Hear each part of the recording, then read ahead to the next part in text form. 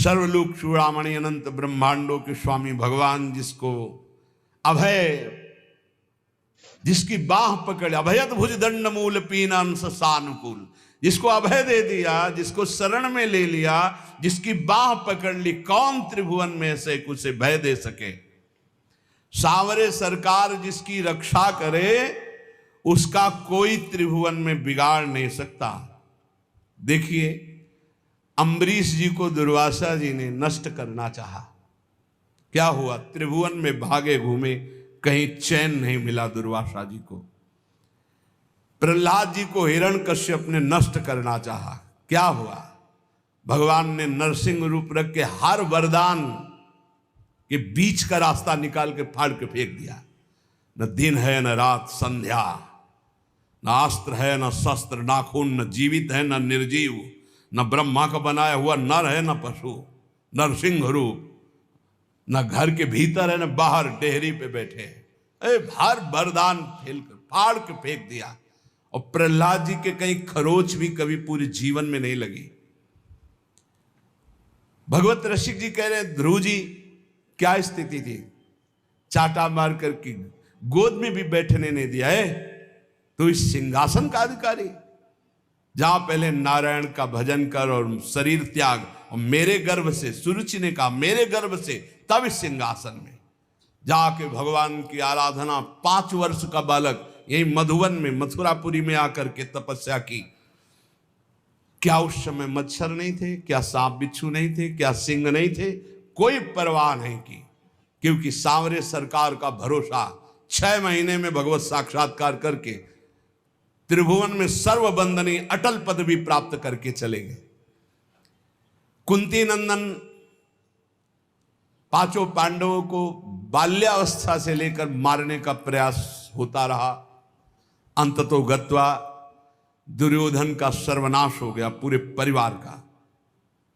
महाराज युधिष्ठिर चक्रवर्ती सम्राट पद पर बैठे। सांवरे सरकार जिसके पक्ष में, उसका बाल बाका भी नहीं हो सकता, बाल बाका भी नहीं हो सकता। बहुत बड़ी बात है भीष्म प्रतिज्ञा। दुर्योधन ने जब देखा कि 10,000 महारथियों को रोज मारते हुए एक पांडव को खरोच भी नहीं आती, तो कहा भीष्म जी से कि पितामह, मैं पहले से जानता था, सेनापति बनाने के पहले से आपको, कि आप हमारी कभी विजय नहीं चाहेंगे, आप पांडवों की ही विजय चाहेंगे, भले हमारे पक्ष से 10,000 महारथियों को मारते तो भी। तो उनका ऐसा नहीं, मैं कोई पक्षपात नहीं कर रहा हूं, वो श्री कृष्ण द्वारा सुरक्षित है। बोले तो आपकी प्रतिज्ञा को कोई टाल सके ऐसा नहीं, आप हमारे सामने प्रण लीजिए कि पांडवों का वध करेंगे। भीष्म जी ने 5 बाण निकाले और कहा, अगर कल जीवित रहा तो 5 पांडवों का वध निश्चित करूंगा। भीष्म प्रतिज्ञा। भीष्म जी अपने वचन के पालन के लिए अपने गुरुदेव परशुराम से युद्ध कर दिए, औरों की तो बात चले दो। अब बड़े आनंद में जय जयकार करता हुआ दुर्योधन निकला भीष्म के शिविर से कि कल पांडव प्रातःकालीन युद्ध क्षेत्र में, भीष्म जी ने प्रतिज्ञा की, मारे जाएंगे। उसको पता था भीष्म जी का बल और उनकी प्रतिज्ञा, पर यह नहीं पता था भीष्म जिस बल से बलवान हो, महाबल श्री कृष्ण है। और श्री कृष्ण पांडवों के पक्ष में गुप्तचर लगे रहते थे। तत्काल एक गुप्तचर पांडवों के शिविर में गया, जहां भगवान श्री कृष्ण विराजमान थे, पांडव शयन कर रहे थे। भगवान से कहा कि प्रभु, भीष्म जी ने प्रतिज्ञा कर ली है, कल प्रातःकालीन 5 बाण निकालें, 5 पांडव मारे जाएंगे। खड़े हो गए भगवान, क्योंकि भीष्म महाभागवत और महावीर, परम पवित्र वचन वाले, परम पवित्र आचरण वाले, परम पवित्र चिंतन वाले महात्मा हैं। भगवान खड़े हो गए, टहलने लगे, विचार किया कि क्या किया जाए। द्रौपदी के शिविर में गए। द्रौपदी ने कहा, प्रभु। बोले, हाँ, हमें भी सूचना मिल चुकी, आपको बताने की जरूरत नहीं, जल्दी तैयारी कर, मुझे दासी के वस्त्र दे, एक बार मैं पांडवों से फिर मिलकर आता हूं। वहां गए, पांडव जगह बैठे थे।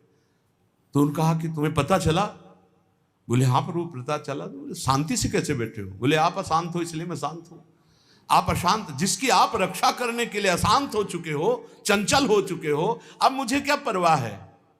अरे बोले तुम तो बातें बनाते हो। और भगवान ने दासी वस्त्र धारण किए, द्रौपदी के दासी के वस्त्र धारण, नटवर नागर है लीला बिहारी। और द्रौपदी से कहा आगे आगे चलो, मैं पीछे पीछे चल रही हूं तुम्हारे। पूरी घाघरा और सुबह से पहरे। जो इस शिविर के प्रथम द्वार पर गए तो उनका पादुका उतारो, जो दासी का कर्तव्य है, और अपने पीतांबर में अंदर पादुका ली और दरवाजे पे खड़े हुए बोले जाओ, इतना घूंघट रखना, इस समय मैं देख रहा हूं मेरे ध्यान में है, जाके प्रणाम करना, फिर जो होगा आगे का खेल हम संभालते हैं।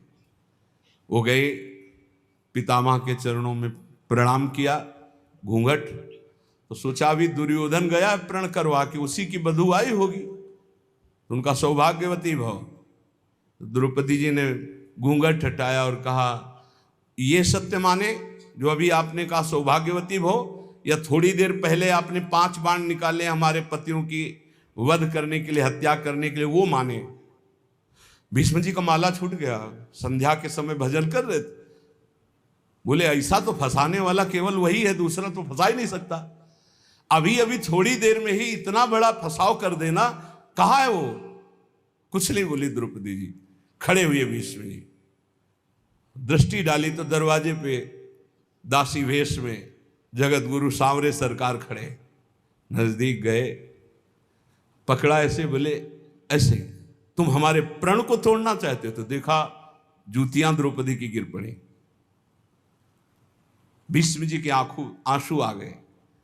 कहा शिव विरंच जिसके चरण रखने की चौकी को नमस्कार करते हैं, वो अपने भक्त की पादुका लिए खड़े हैं।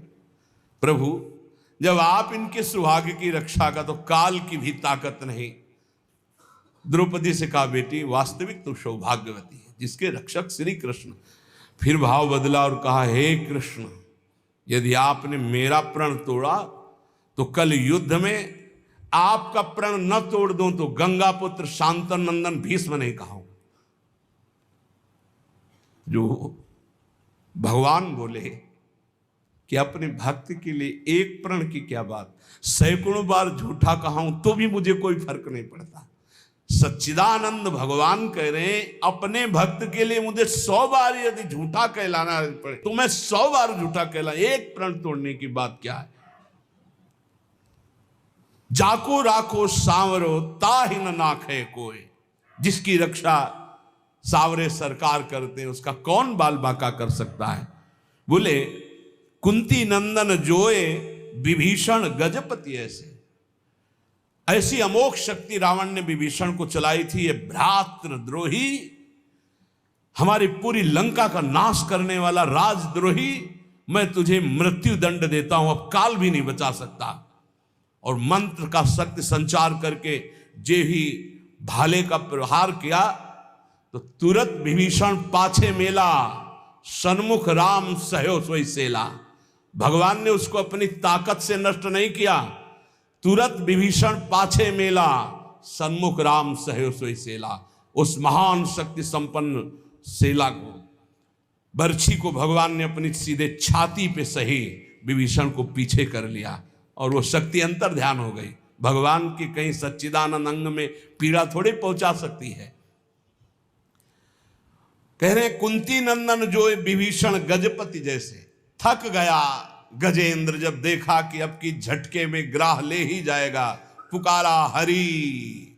भगवान गरुण जी को छोड़कर नंगे पैर दौड़े और सुदर्शन चक्र जी से ग्राह को परम पद और गजेंद्र को बाहर किया। जाको राखो सांवरो ताहि न नाखे कोई। विश्वास रखना चाहिए, हम भगवान की शरणागत हैं, हमारा कोई बाल बांका नहीं कर सकता। और जाको आदर हरि करे तासु अनादर कौन, जवासु अनादर हरि करे ताको आदर कौन। भगवत ऋषि जी कह रहे हैं जिसका आदर भगवान श्याम सुंदर करें उसका आदर कौन नहीं करेगा त्रिभुवन में, सबको करना होगा। और जिसका अनादर प्रभु कर दें फिर उसका कोई आदर कर सके ऐसा नहीं है। भगवान किसी का अनादर नहीं करते हैं। पर जो भगवान की आज्ञा का उल्लंघन करता है, धर्म विरुद्ध आचरण करता है, पापाचरण करता है, फिर भगवान उसका अनादर कर देते हैं। जाको आदर हरि करे तासु अनादर कौन। जब सुपच वाल्मीकि की पूजा कराई तो राजसूय यज्ञ में बड़े बड़े महात्मा ब्रह्म ऋषि भगवान शंकर सब आए हुए थे। सब आश्चर्यचकित हो गए कि यज्ञ की पूर्णता ऐसे अकिंचन, ऐसे दैन्य महापुरुष के द्वारा पूर्ण कराई भगवान ने। राजसूय यज्ञ में जय जयकार मच गई, सबसे बड़ी पूजा हुई सुपच वाल्मीकि की।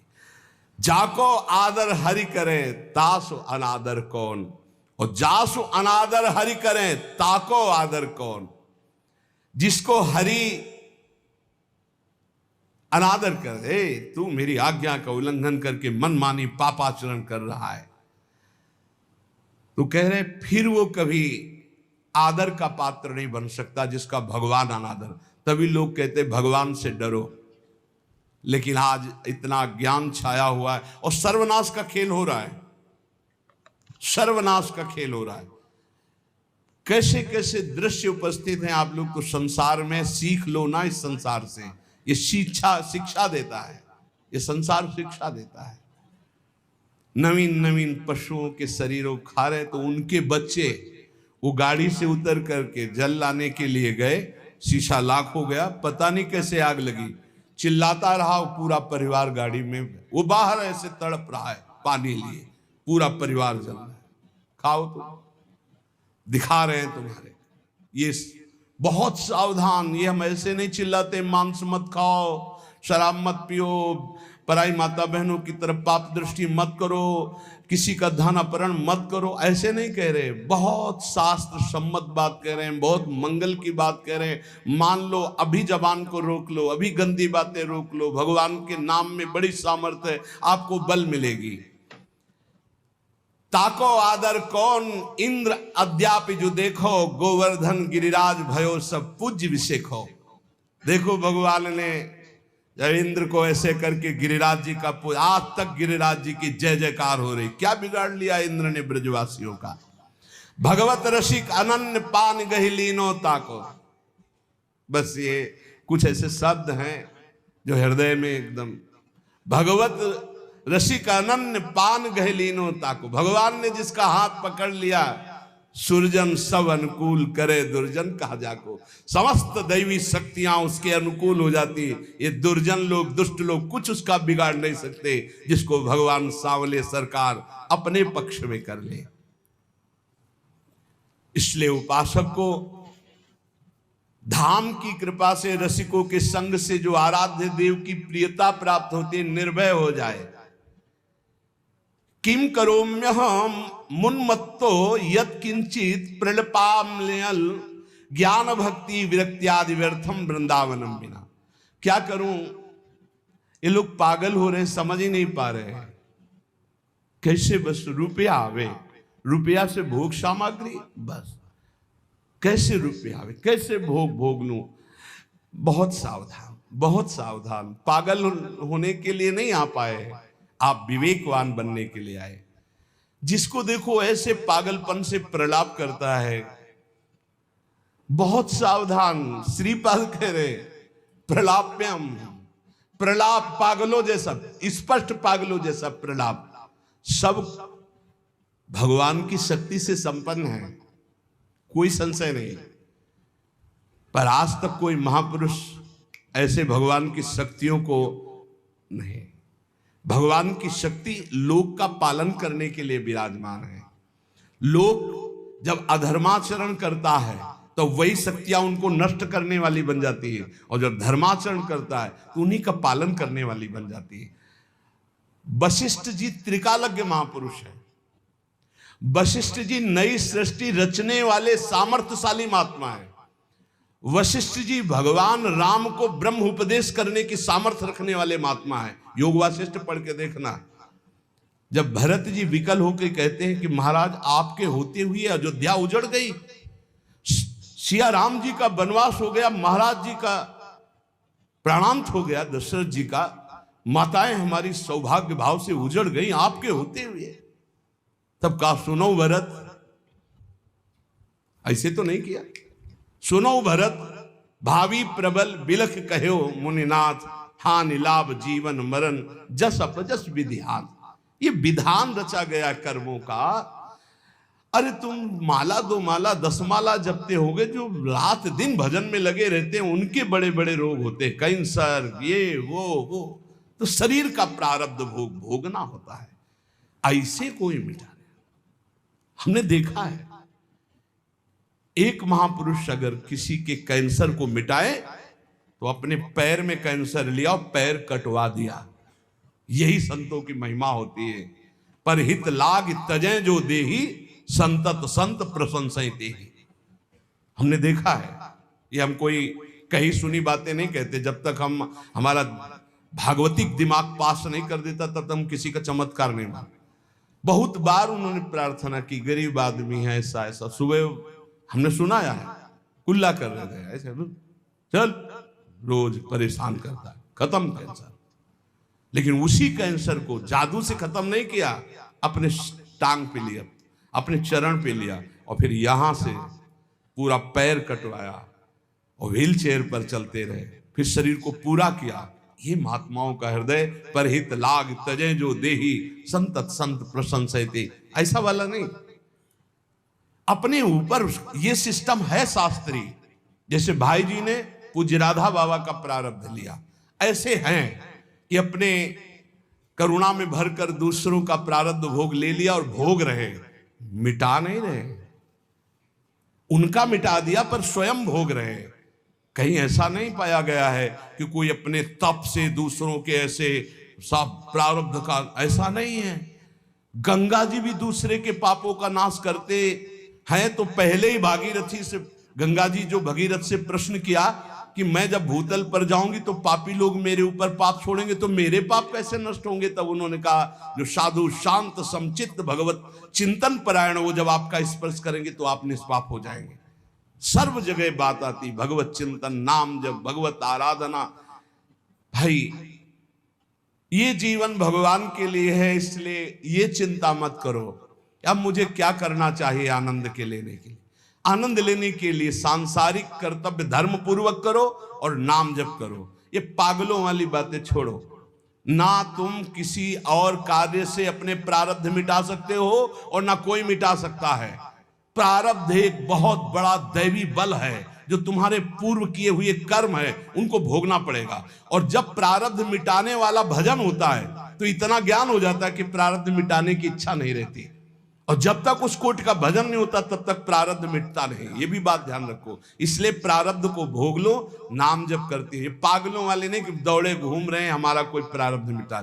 शरीर में रोग आया, अस्पताल बने जाओ, कुछ रुपया खर्चा करो, कुछ कष्ट सहो, दवा खाओ, प्रारब्ध प्राश्चित में बदल जाएगा, प्राश्चित हो जाएगा, वो नष्ट होगा धीरे धीरे। या शरीर लेने आया है तो राधा राधा राधा, हजारों शरीर छोड़े, कोई नई बात है क्या कि शरीर छोड़ेंगे? राधा राधा राधा राधा, प्रभु को प्राप्त हो गए। तिहारे आगले पाछले अपराध हरिवंश खेवी। ओह, जब पहली बार ये शब्द पढ़ा था तो बहुत देर रोना आया था। कौन ऐसा कृपालु है? अभी तक जो किया वो तो क्षमा कर देंगे, आगे करोगे तो दंड भोगना पड़ेगा। ये सिद्धांत है। अब लो नशानी अब ना नशई हो। लेकिन आचार्य क्या कह रहे? तिहारे आगले पाछले अपराध हरिवंश खेवी। पीछे जो हो गए वो और आगे जो हो जाएंगे वो सब हम देख लेंगे, वो हम देख लेंगे। तुम निर्विकार भाव से प्रेम में जाओ। तुमसे अगर त्रुटि भी हुई तो उसको हम भोगेंगे। तिहारे आगले पाछले अपराध हरिवंश खेवी, अस स्वभाव को सुनो न देखो। जैसा आचार्य का स्वभाव कृपा रूप जो अपधर्यो, प्रिया प्रीतम की कृपावतार आचार्य हैं। बलिहारी है उन भक्तों के चरणों में जो अपने आचार्य की ठसक में रहते हैं। मन क्रम वचन त्रिशुद्ध सकल मद, हम श्रीहित हरिवंश उपासी। श्रीपाद प्रबोधानंद जी महाराज कह रहे हैं, अहो बिटसू कर प्रायोत्फुल्ल दस पशुस्ततः, नामूढ़ श्रयते वृंदावन मानंद सागरम। थोड़ा कड़ुए शब्द बोल रहे हैं। ए भाई, बिष्ठा भोजी सुअर, जूठी पत्तले चाटने वाला कुत्ता और भार ढोने वाला गधा, इस तरह का जीवन व्यतीत करते हुए तुम्हें लज्जा नहीं आती? तुम मानव देह प्राप्त किए हो, बिष्ठा भोजी सूकर की भांति न पवित्रता का विचार है, न अपवित्रता का विचार है, न दोष का विचार है, न निर्दोष का। बस पेट भरना चाहिए। जैसे सूकर भागा घूमता है, ऐसे भागे घूम रहे हैं बस पेट भरने के लिए। मांस भक्षण, जो भी जैसा पवित्र, जो भी बस डालते रहो, बस उदर पोषण करना है। बिष्ठा भोजी सूकर की भांति जीवन को केवल रसेंद्री स्वाद में नष्ट कर रहे हैं। अपनी अंगुली जरा कड़ाह में जब तेल पक जाता है तो डाल के देखो कैसा लगता है। उसमें तुम जिंदा जीवों को तल रहे हो केवल रसेंद्री भोग के लिए। हमारी जबान को अच्छा लगता है, यही जबान तुम्हारी नरक पहुंचा देगी, यही जबान तुम्हारी दुर्गति करा देगी। और कह रहे श्वान की भांति, जैसे जगह जगह ठोकर खाने पर फिर वही, ऐसे ही नाना प्रकार के क्लेश, अशांति, दुर्गति प्राप्त कराने वाले भोगों में बार बार गधे की भांति, जैसे गधे को बोझे से मतलब ऐसे पूरे चिंतन में वही विषय भोग, वही संग्रह, वही परिवार राग मोह, उसी का बोझा ढो रहे हो। श्रीपाद कह रहे अहो, इतना दुर्लभ मानव देह पाकर बिष्ठा भोजी सूकर, कुकर और गधे की तरह जीवन व्यतीत कर रहे हो, तुम्हें लज्जा नहीं आती? अरे मूर्ख, इधर आनंद नहीं, आनंद सागर तो तेरे हृदय में लहरा रहा है। आओ श्रीधाम वृंदावन का आश्रय लो, कुछ दिन रुको, सत्संग सुनो और उसको मनन करो और आचरण में उतारो, फिर देखो आनंद मिलता है कि नहीं। श्रीपाद कह रहे सोच्या सोच्याति सोच्यो हम महामूढ़ाति मूढ़धी हठात सर्वम परित्यज्य यन्न वृंदावनम श्रेय। सोचनी, महासोचनी, महासोचनी, तेरा जो समय व्यर्थ जा रहा है, महासोचनी, बड़ा कीमती समय।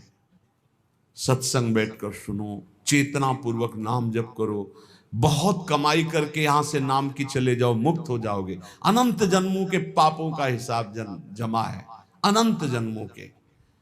आप सोचते हो कि 2-4 माला जप करके हम पापों को नष्ट कर देंगे।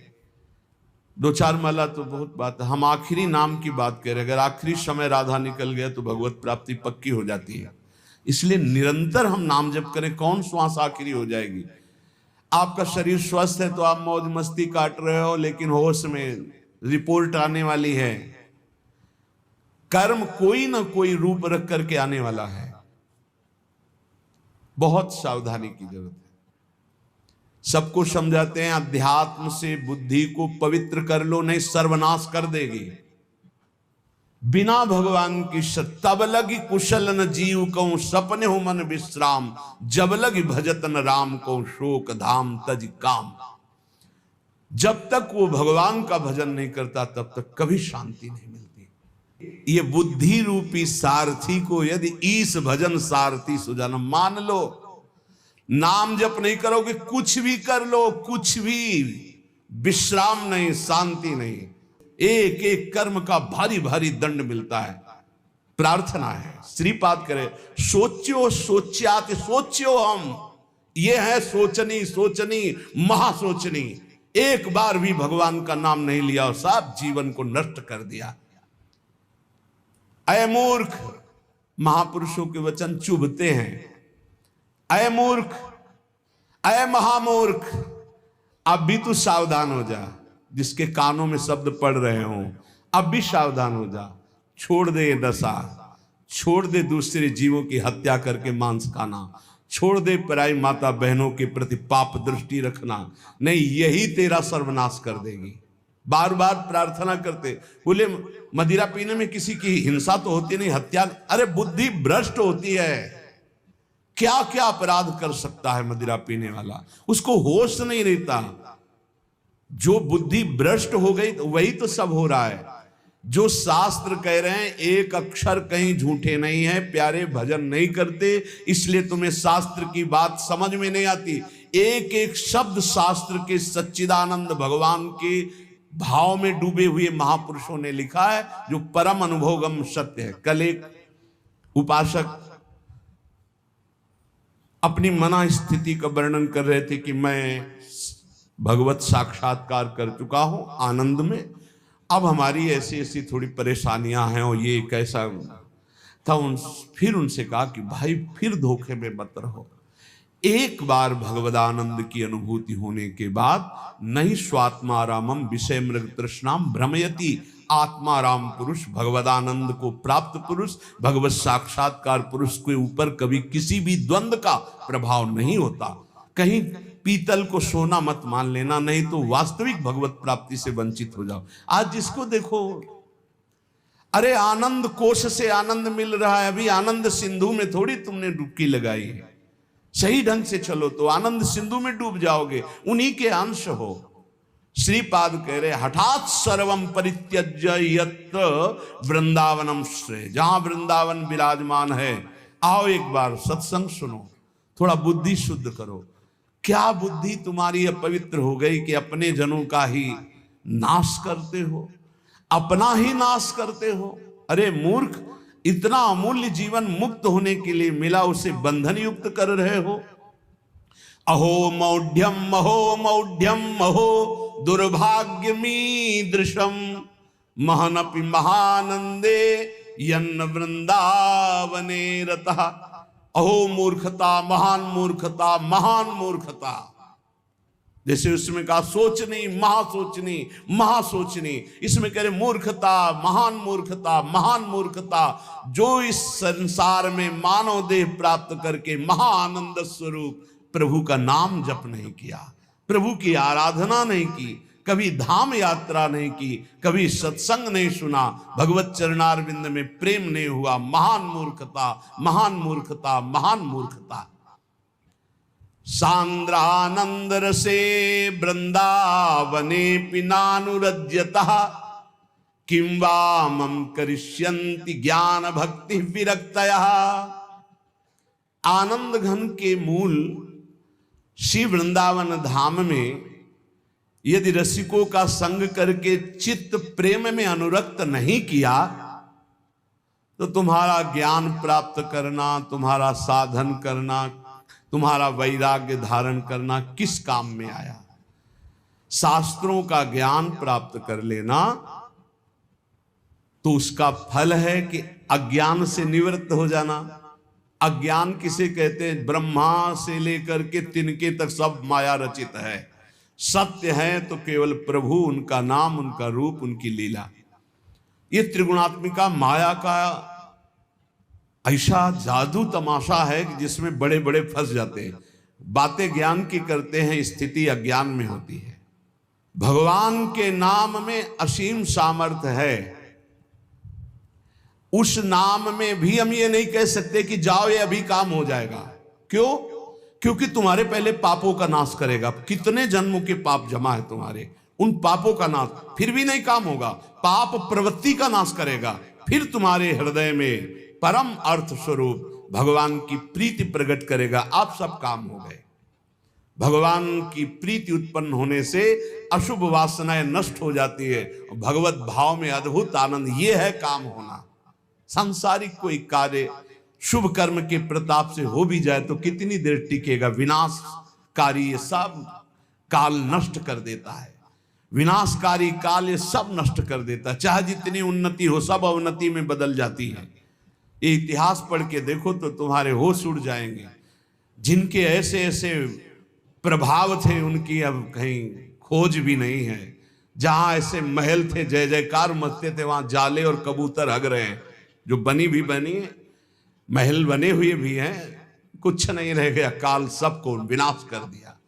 कुछ समय के लिए आए हो, एकमात्र भगवान की प्राप्ति, एकमात्र नाम जप कर लो। मन लगे न लगे वो धन तुम्हारे काम आएगा।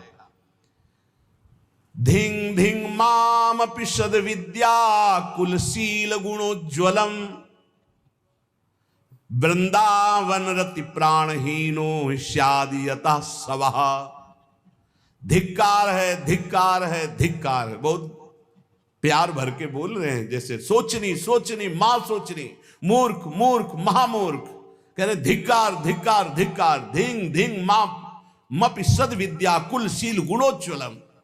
धिक्कार है तुम्हारी कुलीनता को, तुम्हारी सुशीलता को, तुम्हारे गुणों को, तुम्हारे रूपवान, तुम्हारे जवान होने को।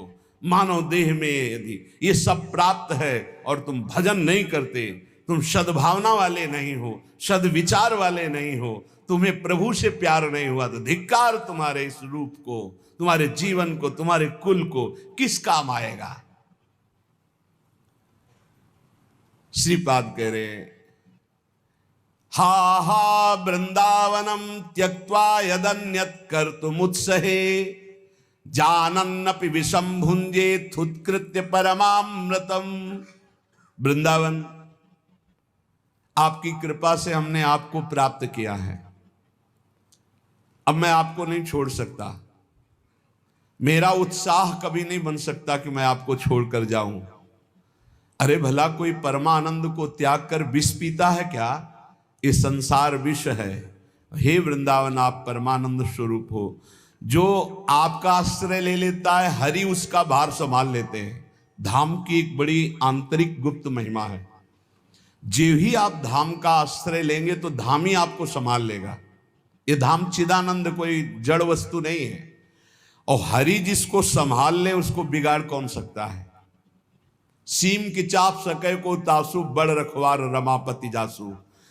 बड़े रक्षक भगवान श्रीपति जिसके हैं, उसका बाल बांका कौन कर सकता है। इसलिए उपासक को अन्य आश्रय में चित्त नहीं लगाना चाहिए, भगवत आश्रय। भगवत ऋषिक जी कहते जाको राखे सामरो ताहि न नाखे कोय। अम्बरीश प्रहलाद ध्रुव कुंती नंदन जोए। कुंती नंदन जोए विभीषण गजपति ऐसे। दुर्वासा असुरेश सुरुचि दुर्योधन जैसे। दुर्जन रावण ग्राह देख दुख लगे न ताको। भगवत रसिक नरेश बाह गई राखे जाको। भगवत ऋषि जी कहते हैं